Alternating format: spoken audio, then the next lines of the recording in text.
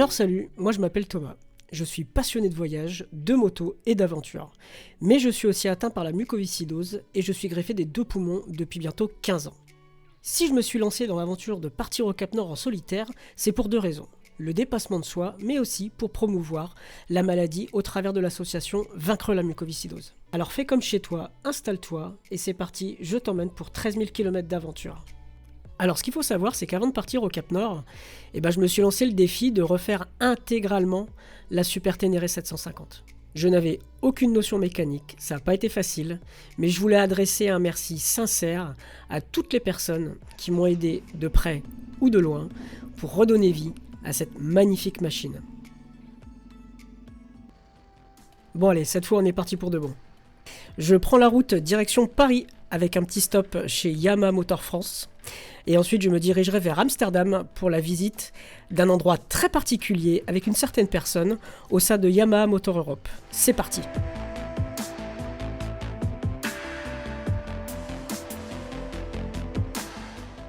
Bien arrivé chez Yamaha Motor France, je vais laisser la moto dans les mains expertes de l'un des mécaniciens de la marque. On va faire un petit dernier check-up ensemble avant de reprendre la route direction Amsterdam.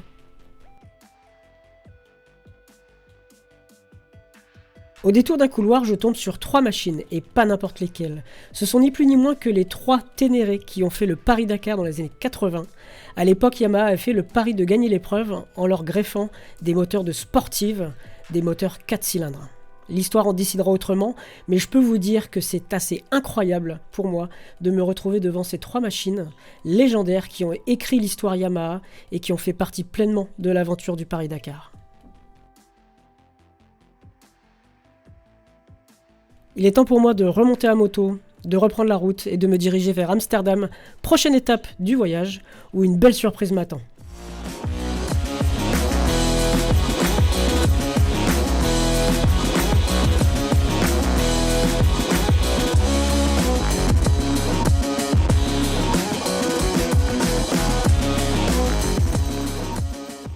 Bien arrivé à Amsterdam au siège européen de la marque, je vous emmène visiter le Collection Hall avec Eric Dessaigne, PDG de la marque. Voilà, alors là, bienvenue dans l'antre de la compétition.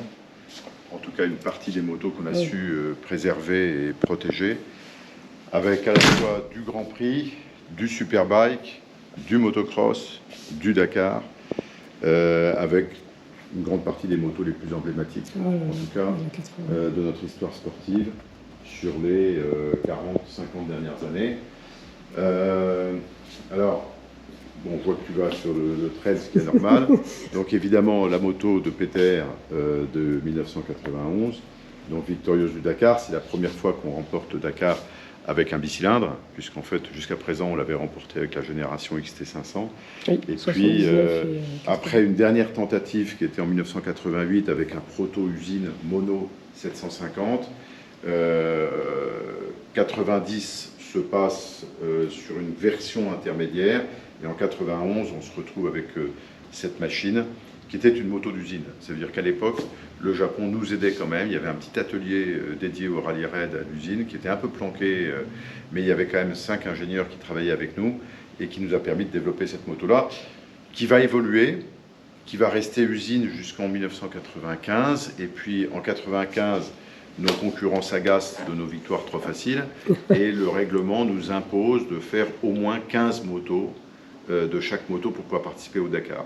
Et donc on fera chez Yamaha France une petite série de 15 motos proto 750, enfin sur la base du TDM 850 en 850, oui, et 15 motos sur la base du Ténéré 660 pour les pilotes qui ne se sentaient pas d'emmener un gros bicylindre comme ça, aussi lourd, avec autant de carburant sur les pistes. Et donc, c'est ce qui fera encore les victoires de Peter jusqu'en 98 avec cette moto qui était produite pour le coup chez Yamaha Motor France.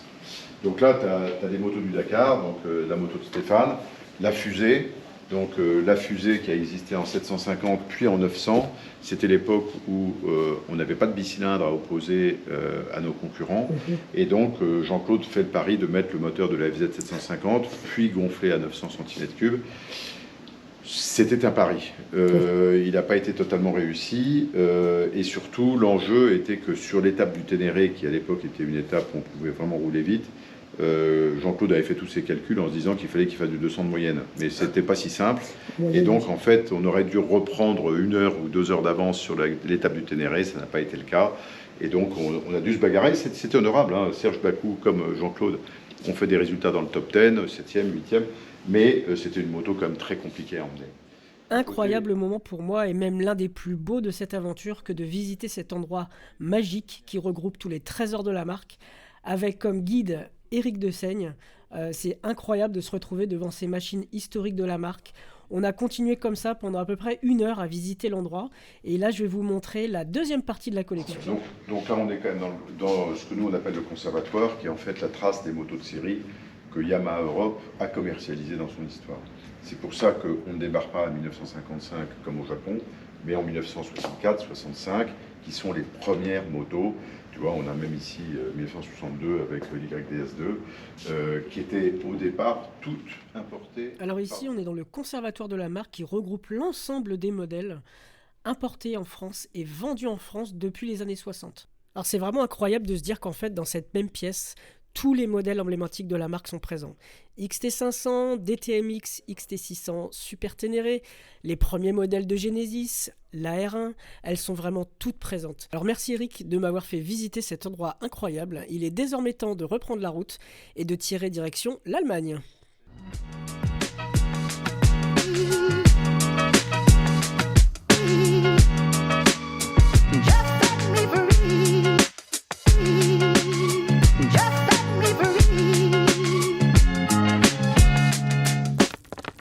Bon, clairement, la météo, elle était pas trop avec moi ce soir-là. J'ai pris des litres et des litres de flotte sur le casque.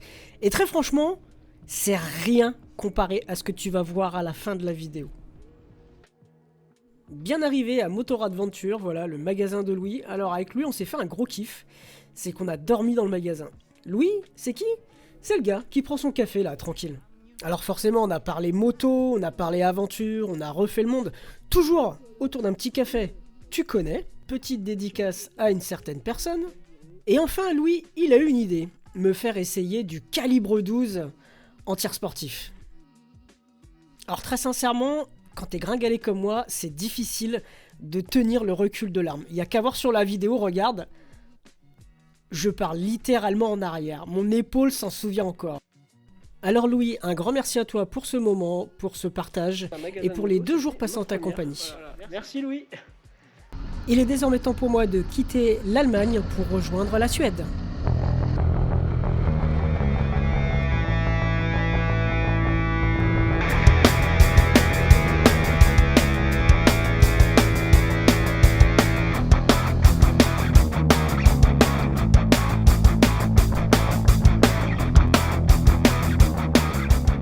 Alors que j'étais en train de faire une petite pause, je remarque très vite cette magnifique CB 750.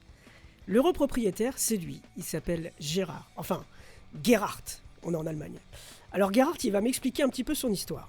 Il m'expliquait que son papa était motard et qu'il a principalement eu que des Honda. Et notamment la CB 750 qui l'a profondément marqué. Alors Gérard, ce qu'il a fait, c'est qu'il a passé son permis il y a 40 ans passés. Il a acheté une CB 750 et il l'a entièrement restaurée. Et maintenant, son plaisir, et ben voilà, c'est de la sortir le week-end et de rouler et de voyager avec. Et franchement, moi, je trouve ça vraiment génial. Alors Gérard, je te souhaite le meilleur, bonne continuation et surtout, continue de voyager. Allez, on reprend la route et cette fois, c'est la bonne, on quitte l'Allemagne. Sauf que, eh ben, tout va pas se passer comme prévu en fait.